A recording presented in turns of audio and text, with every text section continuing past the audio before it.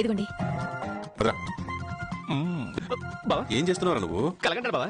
ఆ కల్లో నా ఎదురుగా ఒక అమ్మాయి ఉన్నట్టు, నేను అమ్మాయితో లవ్ గురించి చెప్తున్నట్టు. అంత యోడు మూసుకొని పద. సరే బాబా. భుజమా. నమస్కారం అండి అన్నయ్య గారు. ఏంటి చెల్లెమ్మా వస్తున్నట్టు కనీసం ఫోన్ కూడా చేయలేదు. పరాయి వాళ్ళ ఇంటికి ఫోన్ చేసి వెళ్ళాలి గానీ మా నాన్నకున్న వాళ్ళ ఇంటికి ఎప్పుడైనా వెళ్ళొచ్చు కదండి అన్నయ్య గారండి. అమ్మా బాగున్నావమ్మా? మీరు బాగున్నారా? అయ్యి బాబోయ్ తమ్ముడు, కొత్త గ్రైండర్ లో రూపిన గాలి పిండిలా బ్రహ్మాండంగా ఉంటాను.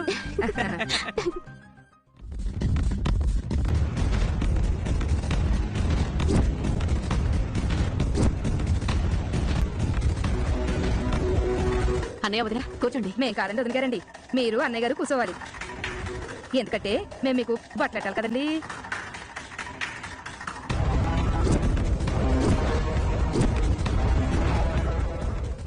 ఇదిగో అమ్మాయి ప్రేమన్నారు. మీరు వెళ్ళి కూర్చోడానికి పేటలెట్టుకురండి. అలాగే కూసంత పసుపు కుంకుమ కూడా అట్టుకురండి. నువ్వు వెళ్ళి అట్టుపల్లి తీసుకురాపో. ఎలాండి అమ్మాయి? అయ్యి బాబోయ్, వాళ్ళు ఒకరు చూసుకుంటూ నిలబడారండి అమ్మాయి. నేను పేటలు తెమ్మని చెప్పాను కదా, వెళ్ళండి. వెళ్ళి త్వర. వదిన ఇప్పుడు బట్టలేంటి? ఈ రోజు పండుగలు కూడా ఏం లేవు కదా. తోలే కదా ఉంది కదండి. తొలి ఏకాదశికి ఉపవాసం ఉండి పూజలు చేస్తాం. ఈ అంకుల వారికి బట్టలెట్టడం మాకు తరతరాలుగా వస్తున్న ఆచారం అండి.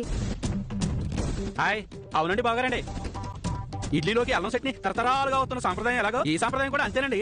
ఏంటి మీరు కొంచెం ఈ గురించి మేము ఎప్పుడు వినలేదండి. ఉంటే కదా ఎంటానికి. ఏంటన్నయ్య గారు ఏదో అన్నారు? అంటే ఇది ఎప్పటి నుంచో వస్తున్న పురాతన ఆచారం అండి వదిలి గారు. అత్తయ్య మావయ్య బాగున్నారా? అల్లుడు గారు ఎలా ఉన్నారు? అయ్య బాబోయ్, బొత్తిగా సిక్కిపోయినట్టున్నారు. అత్తయ్య గారు బాగున్నారా? అయ్యో చూడనే లేదు. బాగున్నాం బాబు. అయ్య బాబోయ్, అంటే ఇలా నిలబడ్డం కాదమ్మాయిలు, పేటలేమని అది కూడా చెప్పాలా? వేయండి, ఇక్కడ సాపేసి పేటలేండి. నేను ఎత్తానమ్మా. నువ్వు ఉండవే. అయ్య బాబోయ్, భలేగా ఉన్నారులే అమ్మాయిలు. మీ అమ్మ బాబులు మీకు బొత్తిగా పద్ధతులు పాడు ఏమీ నేర్పించలేదు అనుకుంటా. చక్కే పేటలు ఇలా వేయాలి. మా అమ్మ నాన్నలు నాకు బాగానే పద్ధతులు నేర్పించారు. ఏం కావేయాలో అది చెప్పండి. అలాంటి పద్ధతులు నేర్పిస్తే ఇలా పేటి దుమ్ము ధూళి తొడవాలని తెలీదా? పెద్దవాళ్ళు ఎలా కూర్చుంటారు? ఆలోచన లేకపోతే ఎలా మరి?